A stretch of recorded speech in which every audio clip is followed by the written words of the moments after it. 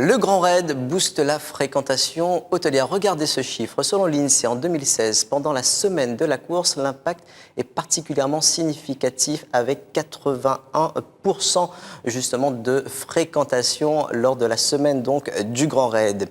Hôtels, restaurants, location de voitures, l'événement sportif est le moyen de booster l'économie locale.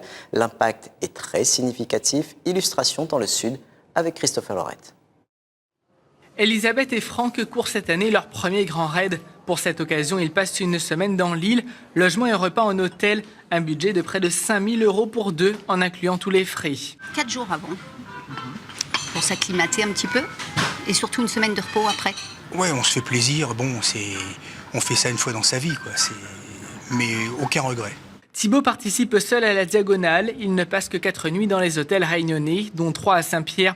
Budget total avec billets et hébergement, 1 700 €. J'ai pris le package proposé par l'organisation. Donc ils se sont occupés de tout. J'ai juste choisi l'hôtel, comme beaucoup de personnes, comme on a le choix entre différents hôtels. Dans cet hôtel, un simple coup d'œil au tableau des réservations permet de comprendre l'impact économique du Grand Raid. Plus une seule chambre n'est disponible sur cette période importante de l'année.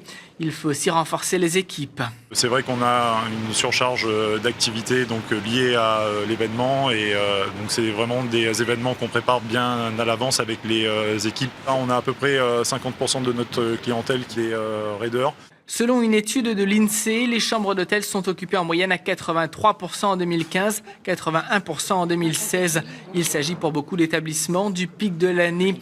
L'INSEE révèle aussi que la fréquentation suit l'avancée des coureurs sur le parcours. Avec au départ Saint-Pierre et Sillaos, qui est aussi une étape importante avec le départ du Trail de Bourbon, et à l'arrivée Saint-Denis, toutes ces communes, tous les hôteliers de l'île profitent de l'événement et font des records assez incroyables en termes de fréquentation de leurs hôtels.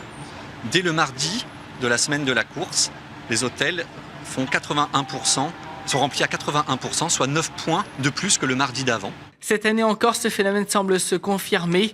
Les coureurs rencontrés aujourd'hui affirment apprécier loger à proximité immédiate du départ et préfèrent passer une nuit à l'hôtel à Saint-Denis avant de reprendre l'avion.